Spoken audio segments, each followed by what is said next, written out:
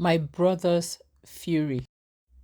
There were whispers in the village about the twin sons of Chief Nwale, the wealthiest man for miles around. Everyone knew the brothers, Kato and Jabari. Though they were identical in looks, their spirits couldn't be more different.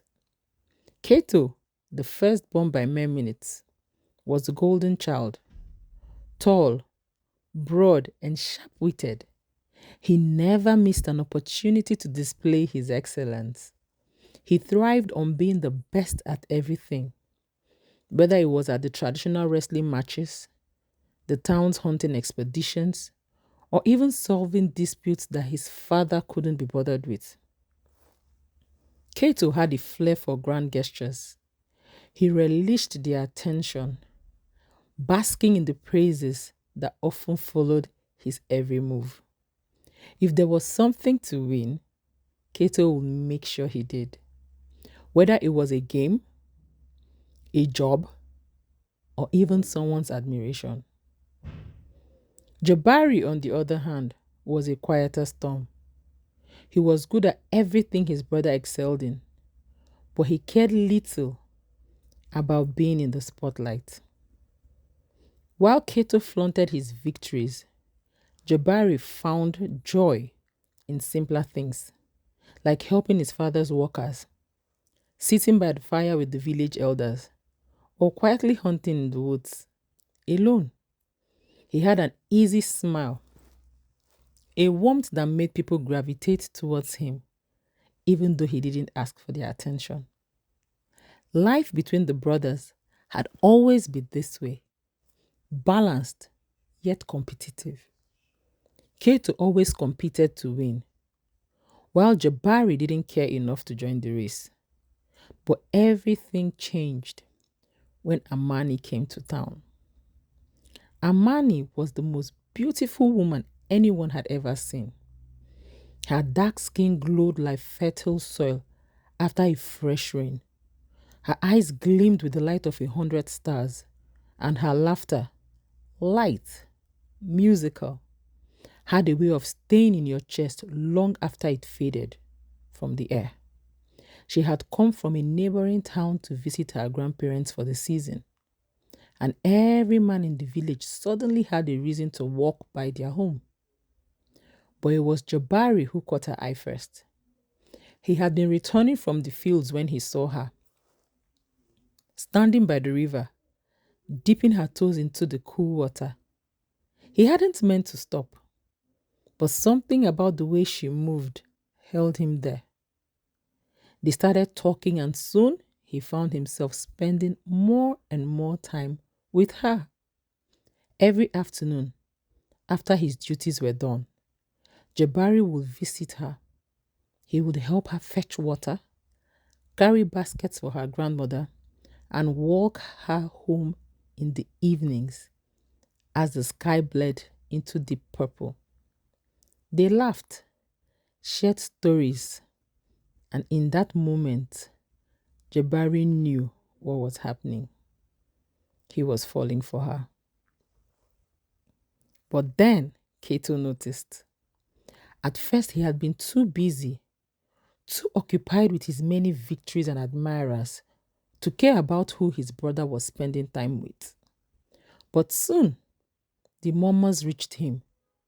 People started mentioning how Amani was always seen with Jabari, and how Jabari, the quieter twin, had seemingly won the most beautiful girl in town without even trying.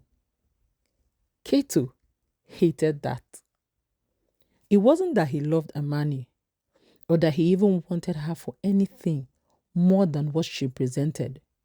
Another victory, another proof of his superiority over his brother. For Kato, everything had always been a competition, and this time would be no different. He decided that Amani would be his. His first attempt was direct. He approached Amani one afternoon when she was alone in the market. With his usual charm, he introduced himself, talked about his family's wealth, his accomplishments, and dropped subtle hints about how he could change her life forever. But Amani's eyes, the ones that sparkled for Jabari, remained cold. She listened politely, but didn't engage. After that, Keto doubled down. He showered her with gifts, fine beads, rich fabrics, promises of wealth and comfort. But Amani wasn't swayed. Each time, she would smile kindly, but her heart remained with Jabari. Frustrated,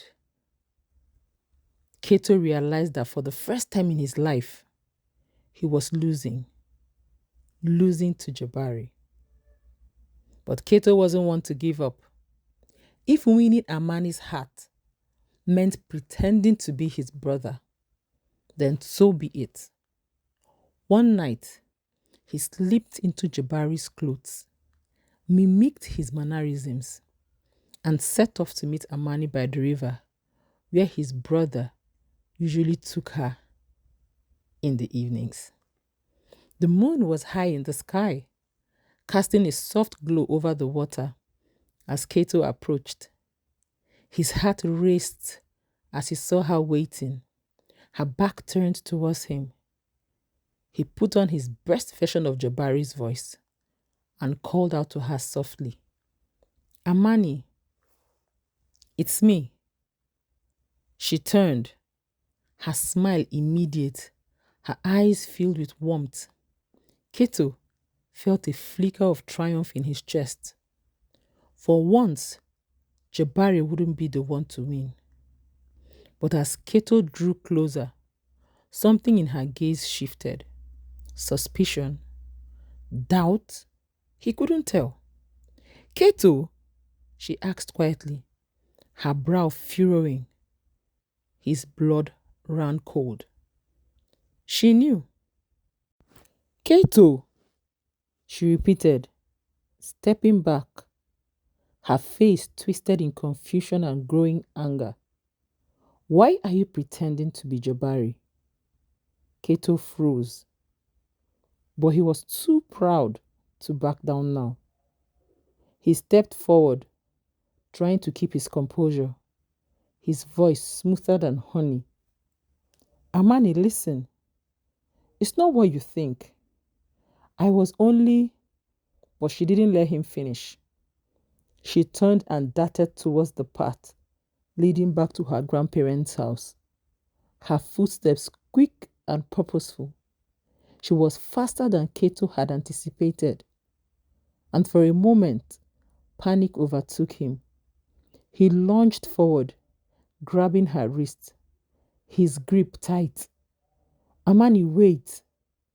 Don't go running to Jabari. He'll misunderstand," Keto said, his voice laced with desperation. Amani's eyes blazed as she yanked her wrist free from his grasp. "Misunderstand? He will know the truth. You've always been jealous of him, haven't you? I'll tell him everything, Keto. You won't get away with this." Fear surged through Keto's veins.